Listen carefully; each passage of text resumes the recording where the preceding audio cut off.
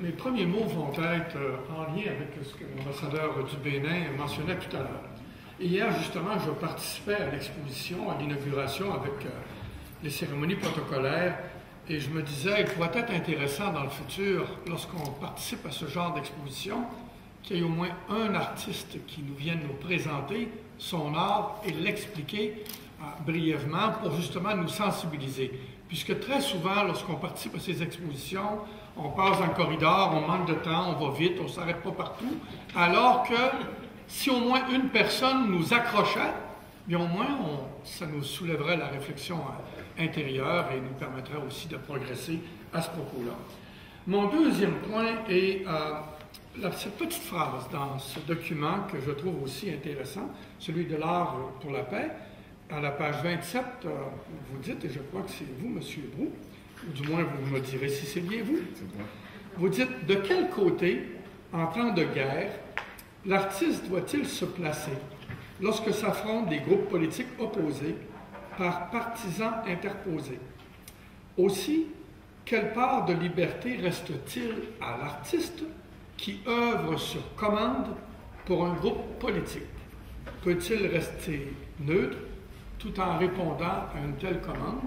Et j'aimerais peut-être voir comment, justement, vous-même, vous percevez cette chose. Et du côté de notre deuxième, celui qui est intervenu, alors je suis un ex-ministre des anciens combattants. Alors je voyais votre veste. Peut-être y a-t-il des choses que la symbolique pour vous de chacun de ces éléments, je ne sais pas si vous vous êtes arrêté ou si vous les avez choisis au hasard, mais ça m'intéresserait d'en connaître un peu plus. Alors, merci également à nos autres exposants. Intéressant. Vous ne savez pas à quel point ce genre de choses-là, pour chacun de nous fait réfléchir et nous fait prendre conscience, justement, de l'importance des arts et de ce qu'elles répercutent dans la société. Merci. Nous avons assisté hier à une exposition. Entre-temps, j'ai participé aux côtés aussi de M. Fédian sur le voyage à Abidjan pour préparer cet événement. Donc, je sais un peu les difficultés que les artistes rencontrent. S'agissant de la démocratisation de l'art, nous avons vu hier que l'exposition était réservée à une certaine élite, c'est-à-dire ceux qui décident. Je crois dans l'introduction de l'ambassadeur du Côte d'Ivoire hier, elle parlait de la naissance de la guerre dans l'esprit de gens. D'où vient cette naissance, c'est évidemment l'élite. Si aujourd'hui on a du mal à démocratiser l'art ou la culture en général chez nous, c'est parce que cette élite, le dernier intervenant est revenu là-dessus, où il a parlé de la déesse qui est la foi, homme-femme de paix et des guerres. Et généralement, notre élite sont les deux. Et ils choisissent généralement ce qui les arrange, qui est très souvent malheureusement la guerre. Alors, est-ce qu'aujourd'hui, les artistes que vous êtes ne pourraient pas, dans le cadre toujours de la démocratisation, et là, c'est-à-dire le ramener aux citoyens, comme le disait l'ambassadeur du Bénin, est-ce que vous ne pourrez pas redéfinir l'accès ou la traduction de votre œuvre pour que le citoyen lambda puisse mieux le comprendre? Si aujourd'hui l'élite qui devrait le comprendre et s'adresser à nous refuse de vous rejoindre, parce que dans nos pays africains, le ministère de la Culture est le dernier à être pourvu des budgets généralement, parce que ça ne les intéresse pas. Est-ce qu'aujourd'hui, vous ne pouvez pas redéfinir votre art pour vous adresser directement à nous, à travers vos œuvres beaucoup plus simples, parce que même dans nos villages aussi, nous avions des artistes qui, de façon très simple, nous font des œuvres, des tableaux que nous comprenons.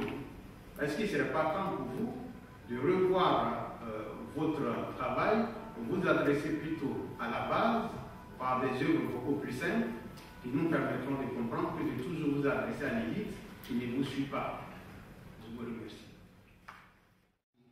Et si vous voulez, si je fais un parallèle entre les pays industrialisés, comme qui sont de l'Europe, les États-Unis ou autres, et le continent africain, si vous voulez, la grosse différence, c'est l'innovation et la créativité. Il faut indiscutablement développer des centres d'innovation, et mon objectif depuis plusieurs années, c'est de créer des centres de design, création design. sur le continent africain, vous avez des matières superbes, vous avez un savoir-faire, vous avez des références culturelles. Et si on mélange tout ceci pour innover, créer des produits nouveaux, quand je parle par exemple de créer du mobilier africain pour le marché international, je leur dis ne faites surtout pas de l'IKEA ou du Conforama, ça ne fonctionnera jamais. Et puis tout ceci, ça marche avec des machines à commande numérique. Mais par contre, le continent africain et les pays arabes peuvent proposer des produits nouveaux en matière de design, c'est-à-dire de créer des chambres. Moi-même, j'ai créé une 50aine de chambres suite à mes différents passages dans différents pays. Et bien, je me suis inspiré de la culture locale et des spécificités de chaque pays. Et donc, si on comprend ça, on a tout compris. Et rien actuellement, si bon, je suis bien sûr français, mais je vois dans la région Paris, dans la région parisienne, il y a une 50aine d'agences de design.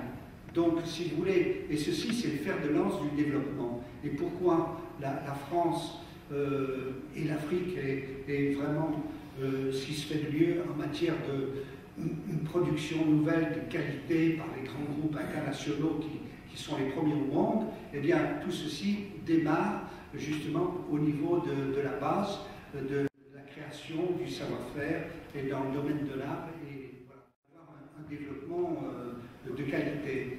Donc, ce qui manque sur le continent africain en particulier, c'est de lancer des entreprises de produits manufacturés, mais avec des spécificités locales et en tenant compte, bien sûr, des attentes du marché international. Je vous remercie. J'ai eu l'occasion de visiter la Tunisie. Et j'ai eu aussi l'occasion de visiter la Côte d'Ivoire. Vous avez fait un parallèle qui me paraît tout à fait juste. Mais j'irai peut-être, je ne sais pas si je dirais un peu plus loin que vous. Je fais l'observation suivante. Ces deux pays ont été gouvernés pendant un bon moment par deux patriarches, si vous permettez le terme. Je veux parler de Feu Ali Bourguiba et Feu Boigny. Pendant leur règne, jusqu'à ce qu'ils soient fatigués, en ce qui concerne le président Ali Bourguiba, je ne vais pas rentrer dans les appréciations, je vois que c'était des pays tout à fait stables. Et je me rappelle aussi que dans mon pays, le Bénin, il y a eu la petite industrie tunisienne qui est venue vendre du matériel électroménager, tout du genre. Et par la suite, j'ai occupé une autre fonction qui m'a permis de visiter justement la Tunisie. C'était une visite qui avait été financée par la Banque mondiale. Et pourquoi? C'était en 2002. C'était parce qu'on voulait nous montrer l'exemple réussi du système éducatif de la Tunisie. Et la Tunisie a expérimenté et réussi ce qu'on appelle l'approche par les compétences. C'est une approche pédagogique qui est contestée dans d'autres pays. Bon, il y a pas mal de controverses. Mais on était parti là-bas, on a vu, j'ai profité pour visiter un souk. Et je n'ai acheté que deux objets, la main de Fatima et la chéchia rouge.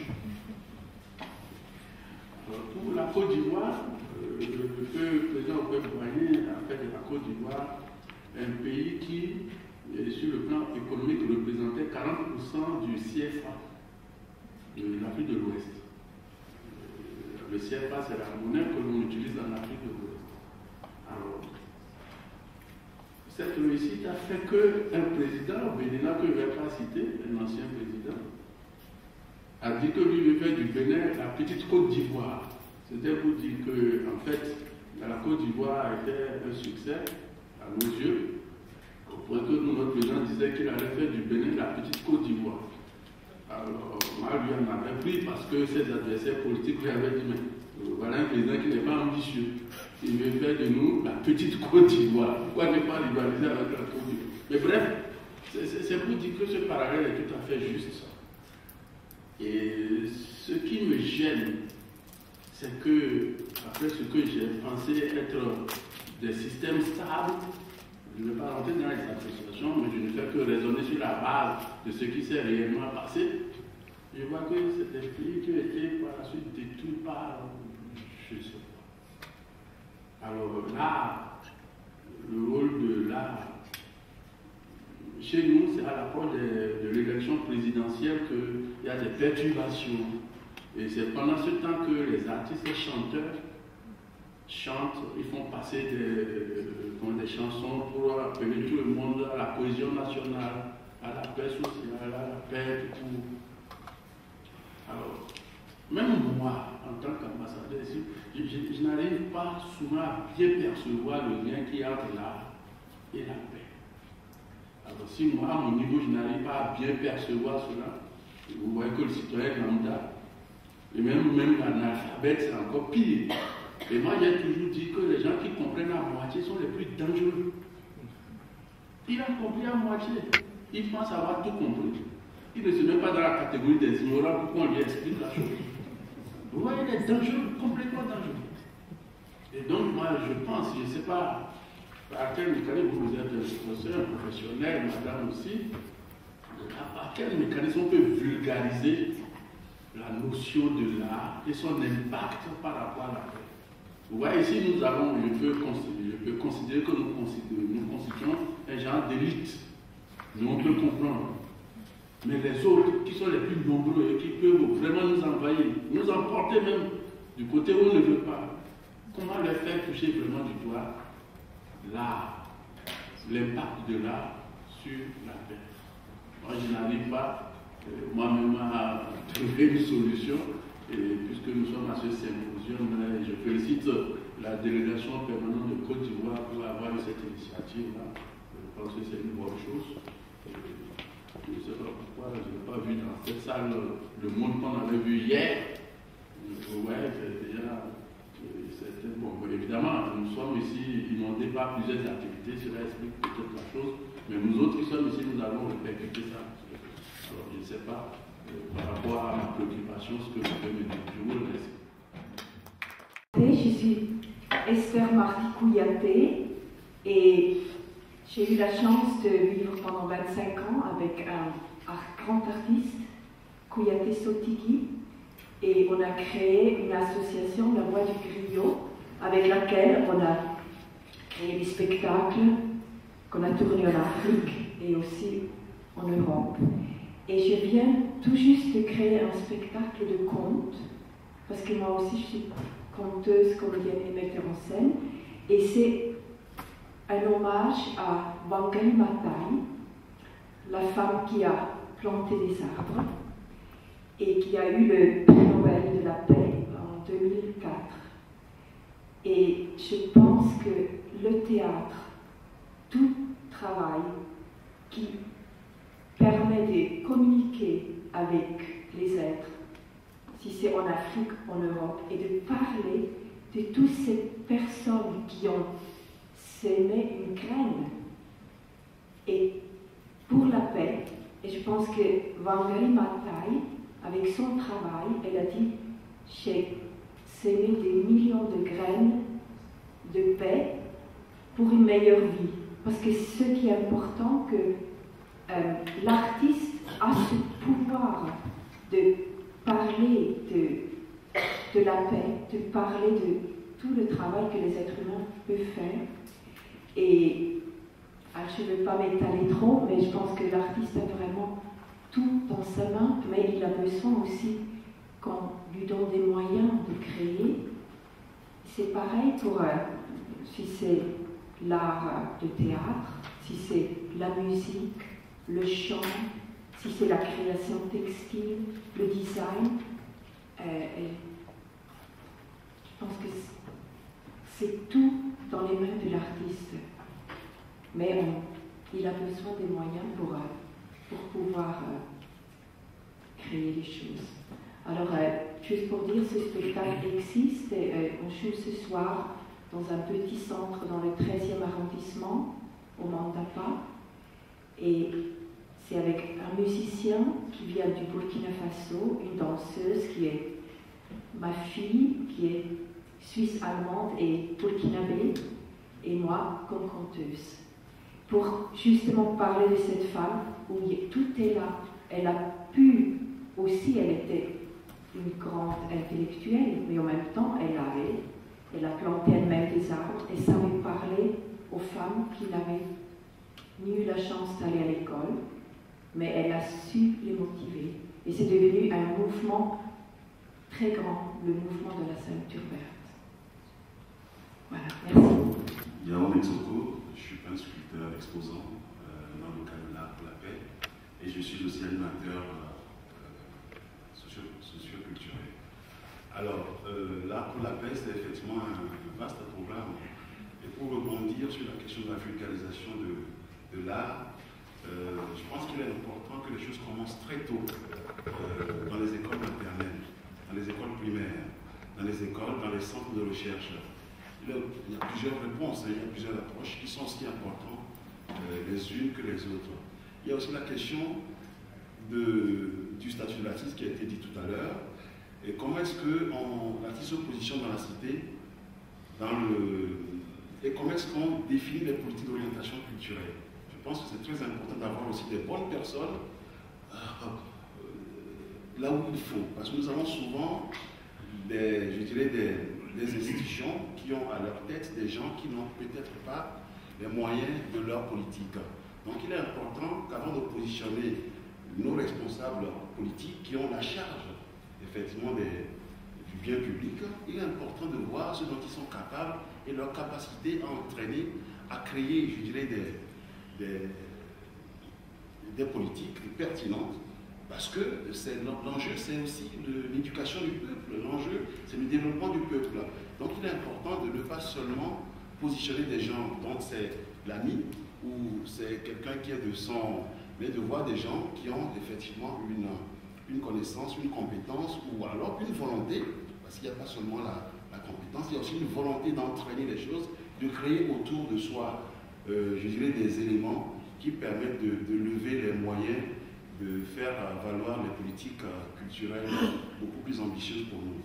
Il est aussi important d'introduire dans les budgets une ligne pour soutenir la création, parce que on voit que les choses ne fonctionnent pas, mais si on ne crée pas les conditions matérielles pour que ces choses fonctionnent, ça ne fonctionnera pas. Il faut une ligne budgétaire, il faut reconnaître les artistes, il faut sensibiliser les enfants sur la question de l'art, il faut vulgariser cette question auprès de ces publics. Il faut aussi faire en sorte d'avoir des lieux de création. Parce que si on n'a pas de lieu de création, de valorisation des créations, on ne peut pas se donner les moyens d'y arriver. Donc il faut aussi des lieux, et il faut aussi des lieux où on arrive à, comment dirais-je, à attirer aussi bien les amateurs de l'art, les investisseurs, et faire en sorte qu'il y ait des grandes foires comme ça chez nous, parce qu'il y a très peu de choses de cette nature chez nous qui font en sorte qu'on arrive à agglomérer toutes ces énergies et à faire en sorte que nous ayons les moyens de nos ambitions. Voilà, c'est ce que j'avais à... Où le monde se réunit pour penser, méditer. Je serais tentée de dire que, bon, alors je me présente, donc amateur d'art, au sens noble du terme. Le Rilke disait: les œuvres d'art sont d'une infinie solitude. Seul l'amour peut être juste envers elles. Donc je remercie ici d'abord M. Fulgence Mandia de nous avoir permis ce magnifique commissariat d'exposition. J'ai apprécié les interventions de nos deux éminents orateurs qui nous ont vraiment brossé un tableau de ce qu'était l'art, l'importance de l'art, art comme pacificateur, art comme lieu de résistance. Créer, c'est résister. Et l'artiste est un être libre. Alors je serais tentée, franco-sénégalaise, ayant vécu 25 ans à l'UNESCO, appartenant à la francophonie aussi, dans sa modernité et son anticipation créatrice, puisque nous sommes puis je rends hommage évidemment au président Senghor, qui a permis, par le biais de la culture, de devenir vraiment très précis. Nous accueillions au Sénégal à l'époque, en 1966, le monde entier. Et j'enverrai cet appel de Gorée, cette île natale à laquelle j'appartiens. Je dirais Gorée, par 3 fois je te nomme. Ils sont partis par voie de mer, laissant leur mère sans voix. et toutes ces femmes résistantes qui élèvent leurs enfants, leur donner la possibilité de poursuivre cette éducation qui est fondamentale et donner à l'UNESCO, vraiment, ici de cette UNESCO, je lance cet appel pour que vraiment ce monde soit investi par une nécessité fondamentale de ce dialogue des cultures. Et je pense qu'aux artistes, ils sont là pour résister, parler d'eux, au niveau de la musicalité, de l'écriture, de tout, de la modernité, ils sont dans la modernité. Et l'Afrique a beaucoup à donner au monde. Nos masques sont dans les mondes, nos masques tutélaires sont dans le monde. Et l'Afrique a apporté un monde, nous avons été déportés culturellement. 20 millions de Noirs sont partis à la conquête déportée. Et donc je voudrais que maintenant l'Afrique a beaucoup donné. Je voudrais qu'on récolte ce que nous avons semé par la musicalité et tout. Et je remercie vraiment tous ces intervenants qui sont là. Je les remercie d'être là pour témoigner de notre culture fondamentale. L'Égypte est africaine, ne l'oublions jamais. N'oublions jamais Charanta Diop, des figures tutélaires, Nkrumah. Nous avons des figures. Alors soyons vraiment, sachant que nous avons tout donné au monde, et spécialement tous ces artistes et ces créateurs, musiciens, écrivains. Et je rends un hommage aussi à M. Sotigui Koyaté, qui était un de mes bons amis, qui a travaillé sur le Marabata avec Peter Brook. Quel grand monsieur! Et quand on fait de la musique, on fait silence. On est dans ce qu'on appelle une grand-messe de l'universel. Écouter le son de l'autre est important. Merci. Je me présente Alain Budget, donc consultant en développement et de projets culturels et artistiques.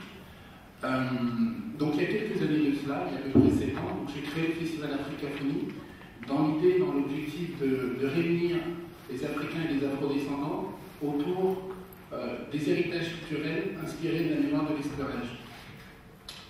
À l'issue de cela, nous avons sorti 2 films documentaires pour donner la parole à ces artistes et expliciter un peu la démarche dans laquelle nous étions à ce moment-là. Dans le cadre de ce travail, nous avons pu voyager, en fait, rencontrer, aller sur les territoires des Caraïbes, au Brésil, sur le continent africain, et bien entendu, nous avons travaillé en Europe. Et vous parliez tout à l'heure, professeur, de l'art comme acte rédempteur, libérateur. L'art est libérateur, et je rejoins Yao Soko, et j'exhorte véritablement ceux qui nous gouvernent, nos dirigeants, nos leaders, à écouter en fait ces artistes. Parce qu'aujourd'hui, nous avons la chance d'avoir des artistes qui ont voyagé, qui ont parcouru le monde, qui ont avec eux une expérience de vécu, une expérience de pratique, et qui peuvent mettre à la disposition quelque part de ces élites qui construisent, qui définissent des politiques culturelles et qui n'ont pas d'ancrage, parce que d'une certaine manière, ils n'ont pas la matière. Et ces artistes sont une matière sur laquelle il faut se reposer, parce que Yao Soko donnait tout à l'heure un canevas très précis, une feuille de route assez précise en fait, de ce qu'on fait, de ce dont le public a besoin, de ce dont l'Afrique a besoin pour s'ancrer dans sa réalité, développer et créer des matières innovantes qui lui ressemblent. Parce qu'à l'heure de la mondialisation, il faut faire des choses qui soient singulières, et ce sont des choses singulières qui portent et qui fait qu'autour d'une même table, nous avons des choses à partager en fait. Nous avons des choses à partager, et c'est de ça dont il s'agit. Et en cela, l'artiste et l'art ont ce caractère innovant et doit être analysé, mis au devant, est un chemin qu'il faut suivre, est un chemin complémentaire à toutes les autres démarches. Voilà. Merci. La deuxième chose que je voudrais dire très rapidement, c'est pour remercier, je me permets de le faire, c'est pour remercier monsieur l'ambassadeur délégué permanent du Canada auprès de l'UNESCO. Vous voyez, il ne l'a pas dit certainement, peut-être vous ne le savez pas, moi je vous l'apprends, il était le président du groupe francophone. Il vient de finir son mandat et remplacé par notre collègue du Sénégal. Le Canada, vous voyez, c'est un grand pays. Je ne suis jamais allé au Canada, je suis allé plutôt aux États-Unis. J'ai passé 3 années. Mais ce que j'ai connu du Canada, ce n'est pas certains compatriotes béninois qui sont revenus et qui nous ont parlé de beaucoup de communautés qui sont retrouvées là-bas suite à des situations de guerre dans leur pays. le Canada a accepté beaucoup de gens en difficulté. Et je pense que c'est ce genre d'attitude qui pourrait vraiment encourager certains à aller vers l'exemple canadien. Je ne le connais pas entièrement, je ne parle que sur la base de ce que j'ai entendu. Et finalement, je lui ai dit une fois, je pense, je l'appelle, monsieur l'ambassadeur, certains compatriotes qui ont vécu là-bas m'ont dit, mais au Canada, on ne nous a jamais dit, vous n'êtes pas chez vous ici. Alors c'était assez fort. Je voudrais dire tout ce que nous faisons pour vraiment agir dans l'esprit des gens, pour cultiver la paix. Je pense que c'est une bonne chose et tous les professeurs, les intervenants ici ont essayé de montrer à leur manière ce qu'il faut faire. Et moi j'ai retenu quelque chose. Je vous remercie. J'ai tenu à le dire. Merci.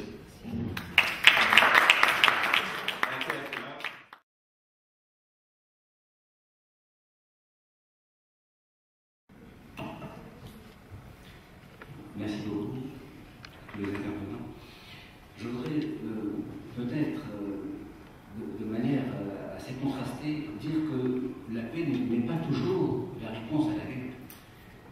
La paix est peut-être une prévention de tout ce qui peut être un a priori favorable pour ne pas faire la guerre, pour ne pas tomber dans la rancœur, pour ne pas tomber dans le ressentiment.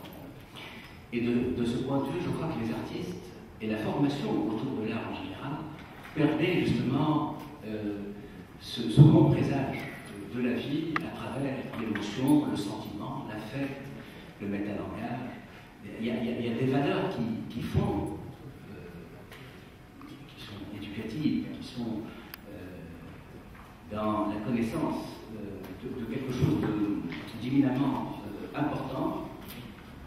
Et cela est fédérateur et fondateur sans doute de valeurs pour justement que la paix soit la bonne réponse qui prédestine un enfant à entrevoir sa société dans les meilleures conditions. Donc je pense que je fais référence sans doute à cette réserve car, par exemple, certains islamistes de l'art et du rôle des artistes, ils considèrent que cela ne permet pas évidemment la bonne éducation, puisque l'art égare. L'art donc révèle tout ce qui est sacrilège, tout ce qui est les valeurs du non sacré.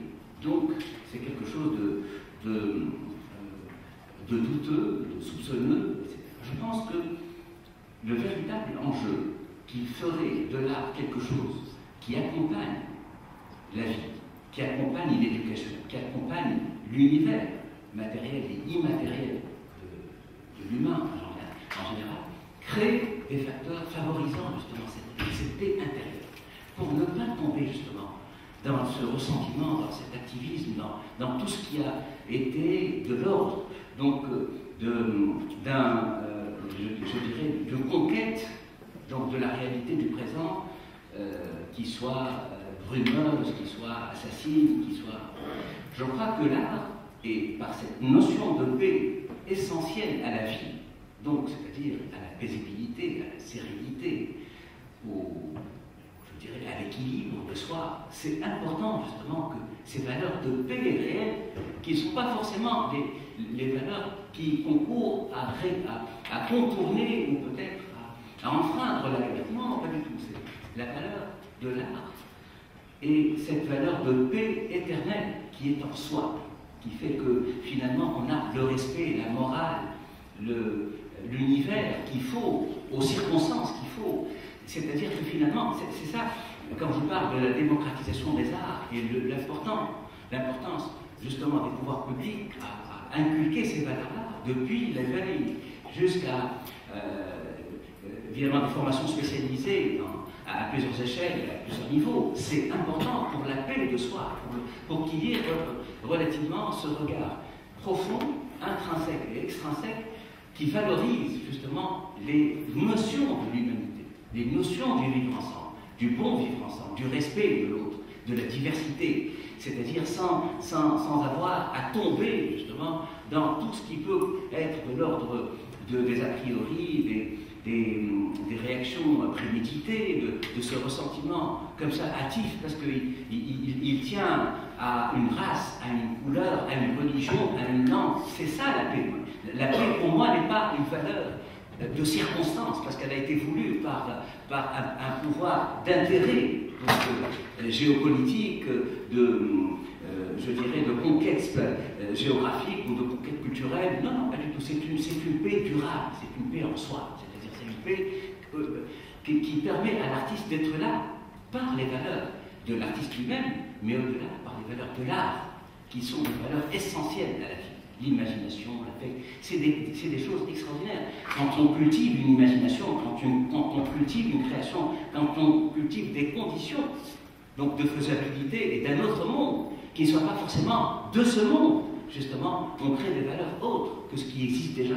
Et c'est ça l'art, et c'est ça la paix pour moi. Donc quand je lis les valeurs de l'art, un mouvement de réforme sociale, un mouvement de réforme juridique, pédagogique, politique, etc., c'est parce que finalement l'un et l'autre fonctionnent de manière sine qua non, de manière, je dirais, qui accompagne les faits comme étant des faits peut-être qui ne se retrouvent pas forcément, mais qui peuvent aller de pair dans un pays, dans une communauté, dans une ville, dans une circonstance, dans un temps, dans une vie.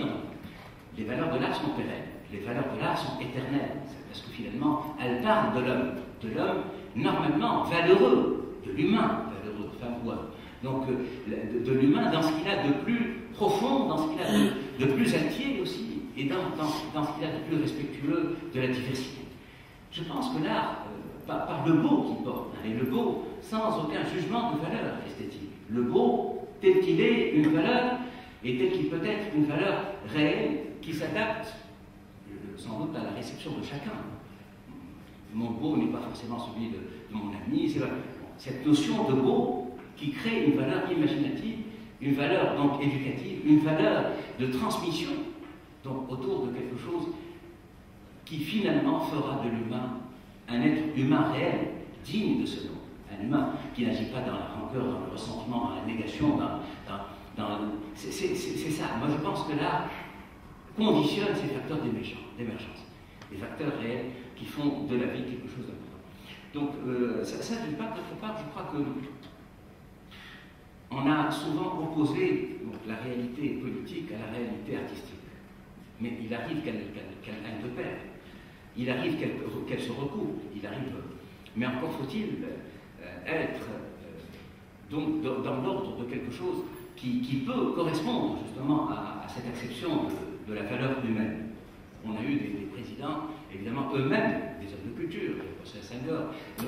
Bourguiba lui-même était quelqu'un qui avait un respect pour les artistes extraordinaire. Les gens passent, parce que sinon, il arrive, mais ça ne peut pas dépendre justement de la volonté d'un politique. Ça ne peut pas d'un président, d'un gouvernant. Je pense que la valeur de l'art donc, tient aussi beaucoup à cette conviction et à cette conscience de l'implication et de l'engagement pour l'art et les valeurs de l'art en général. Moi, je remercie les interventions parce qu'elles m'ont une fois de plus alerté sur des urgences. Moi, pratiquer, en tant qu'enseignante, ayant travaillé sur des terrains très variés, c'est être sur le terrain. Et parfois, avec peu de moyens, on peut faire beaucoup. Même s'il faut des moyens, pour répondre à ce que disait monsieur tout à l'heure, évidemment, sans moyens, il ne se passe pas grand-chose. Mais parfois, avec très peu, on peut faire beaucoup de choses. Donc, je crois qu'il faut occuper le terrain pour résister. Donc là, je pense beaucoup voir la poésie, la musique, poétiser le monde, comme disent certains, initiative de la relation, pour citer Glissant et d'autres, mais c'est vraiment la force de la poésie qui passe aussi par la musique. Le récit, le griot, le conteur, enfin, donc des actes aussi qui peuvent être très forts et parfois assez discrets, et vraiment être sur le terrain. Après, bien sûr, la question, comme disait M. l'ambassadeur, la vulgarisation de l'art, mais c'est la grande question, mais il n'y a pas qu'en Afrique, c'est ici. Moi, j'ai eu des étudiants qui avaient jamais mis les pieds dans un musée parce qu'ils n'ont pas le temps, tout simplement, parce qu'ils doivent gagner leur vie à côté. Donc, comment faire? Alors, bien sûr, l'éducation au plus tôt, mais aussi des actions de terrain, qui sont souvent généreuses, des associations qui sont là et qui font ce travail-là. Autre chose aussi qui me vient, c'est bien sûr fréquenter les formes artistiques et pas seulement le musée. Donc être attentif à ce qui se passe dans la ville, à la campagne, parce que l'art ne se fait pas que dans les villes. Ne pas oublier, mémoire, on parlait de l'esclavage, le musée peut servir aussi à ça, rappeler que la mémoire est là et que les enfants puissent aller dans des petits formes. Mais qu'est-ce qu'on fait quand on est en guerre? Est-ce qu'on fait de l'art? Moi, je me souviens être allée au Cambodge dans une décharge et j'avais vu des enfants qui ont donné un petit cours d'art plastique. Ça m'a paru évidemment absurde. Je me suis dit, mais là, qu'est-ce qui se passe? Ce qui compte, c'est que ces enfants puissent s'en sortir dans un contexte très compliqué. Et en réalité, il s'est passé quelque chose. Donc ça posait problème. Comment faire pour introduire l'art là où il y a la guerre, où c'est vraiment très violent, où c'est la survie d'abord? Alors il y a peut-être des actions, là encore, de terrain, une présence physique, un engagement fort pour résister, justement, pour essayer de faire quelque chose tout en risquant sa vie, dans certains cas. Une chose encore, donc ne pas oublier, faire des propositions, parce que pour moi, être artiste et s'engager dans l'art et dans la culture, c'est avoir une capacité de proposition dans la mesure de ce qu'on peut faire, parce que parfois on est vraiment coincé, interroger le monde, et puis, pour reprendre un titre d'une exposition de Okoye Nesor, préserver une intense proximité. Donc être dans une intensité d'être qui fait qu'effectivement on peut rendre hommage à ceux qui nous ont précédés et dans la pensée desquels on peut puiser, être auprès de nos contemporains, dans leur souffrance et dans la nôtre parfois. Donc être présent, encore une fois de plus. Donc il y a du travail. Je remercie Monsieur l'ambassadeur pour la question qui m'a été adressée. Peut-être je n'aurai pas le temps de développer tout, mais je souhaiterais répondre à cette question par un seul mot qui est l'humain. Je pense que l'artiste doit se mettre du côté de l'humain, s'engager du côté de l'humain et de la personne qui représente, qui incarne cet humain. Si je reprends le fil de ce que nous avons dit, Prométhée savait très bien que Épiméthée était de sa famille, et pourtant il a mis en garde formellement Épiméthée et même Pandore contre effectivement le fait de faire quelque chose qui va causer du mal aux êtres humains. Et donc il lui a défendu certaines choses. Donc il n'a pas été complaisant lorsque l'humain, la vie de l'être humain est engagée. Et donc je crois que Picasso l'a senti de quel côté était l'humain lorsqu'il s'est engagé par rapport à la réalisation qui était celle de Guernica qu'on a vue. Géricault l'a senti aussi de quel côté était l'humain après le naufrage de 1816, lorsqu'il a réalisé cette œuvre en 1818 et 1819 pour le Salon du Louvre, alors qu'il savait qu'il prenait des risques par rapport au ministère de l'Instruction publique et des Beaux-Arts, parce que son œuvre avait été presque accrochée à l'entrée justement du Louvre, et pour qu'elle soit exposée, qu'est-ce qu'ils ont fait? Ils ont changé le titre de l'œuvre, ils l'ont appelé Scène de naufrage, tout simplement, pour ridiculiser Géricault, parce que toutes les gazettes de l'époque, selon Charles Blanc, qui est la Bible de Géricault, de Charles Clément, repris par Michel Schneider et repris par Régis Michel, ils disent tous que, justement, toutes les gazettes de l'époque ridiculisaient, se moquaient de Géricault en disant « il ne sait même pas peindre une scène de naufrage ». Or, c'est eux-mêmes qui ont changé le titre pour ridiculiser. Géricault s'est toujours mis du côté de l'humain, il n'a pas failli, si bien qu'il n'a pas fait fortune en France. Après l'épisode de l'exposition de 1819, il est allé chercher fortune en Angleterre. Il n'a pas réussi. Malgré cela, il a persévéré, toujours dans cette recherche de l'humain. Il est revenu bredouille. Après, il est allé chercher fortune encore en Italie.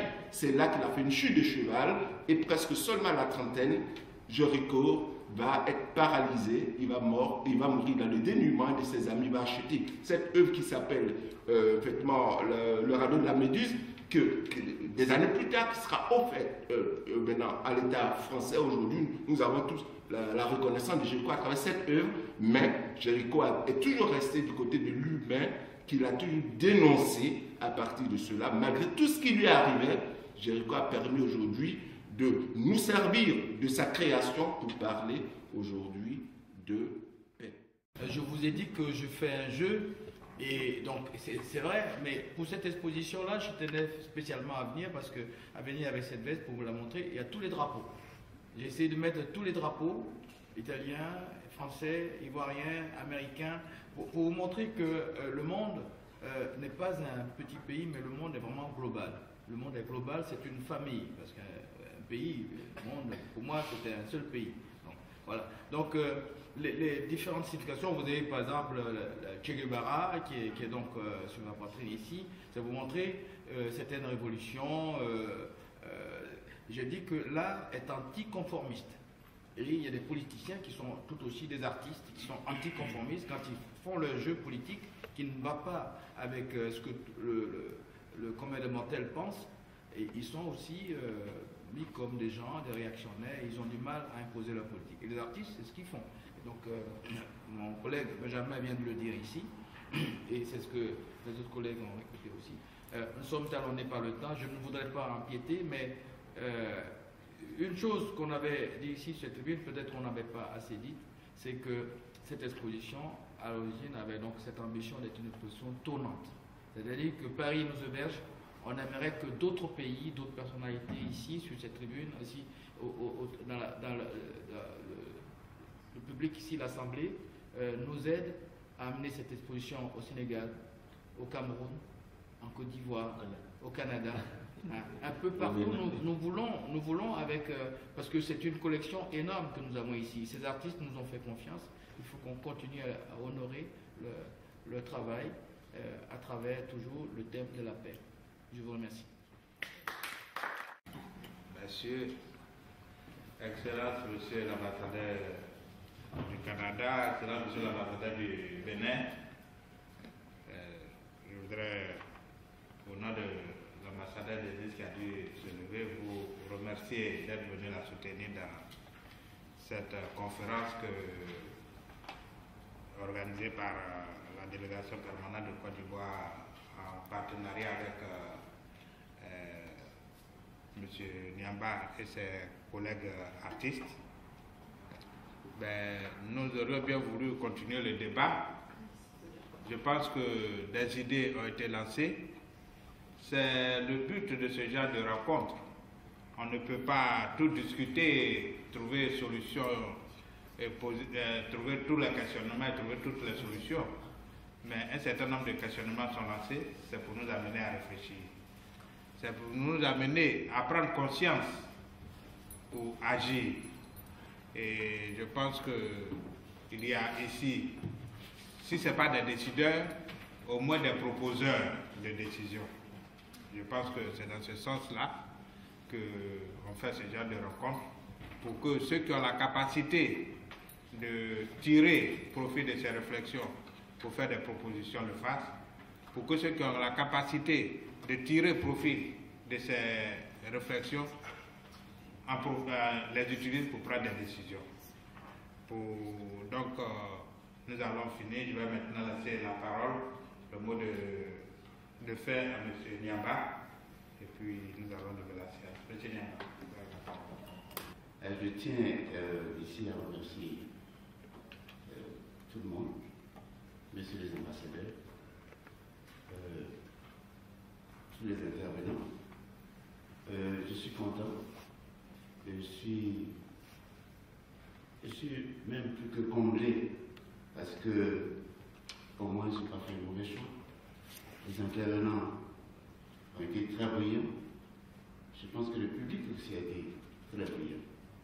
Et c'était l'objectif. Mais là, la paix, ça ne se décrète pas comme je l'ai déclaré tout à l'heure. Ce n'est pas l'affaire d'un jour. Il faut le continuer.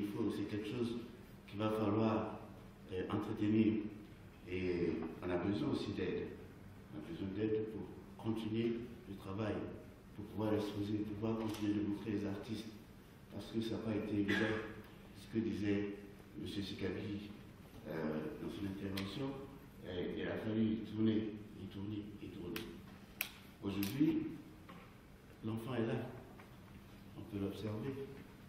Mais il faut l'entretenir parce qu'il doit grandir. Ce n'est pas la dernière exposition. Il va falloir aider. Il va falloir aider à tout ça. Et j'appelle, je lance l'appel à tous ceux qui nous écoutent, tous ceux qui sont les décideurs. Heureusement, ils sont là pour certains. Et pour ceux qui ne sont pas là, je pense qu'il faut que le message soit passé. Voilà, je ne vais pas vous retenir plus longtemps. je vais simplement vous dire merci, et grand merci d'être venu apporter votre contribution ici à l'UNESCO dans le cadre de l'exposition L'Art pour la paix et de sa conférence de ce forum. Merci. Merci, monsieur la conférencier. Merci, monsieur Moukou. Et à bientôt. L'exposition se continue. Nous avons un site internet www.l'art pour la paix. Vous pouvez continuer de nous envoyer vos réflexions et on va les publier. Et puis, les échanges pourront se faire. Voilà. Merci.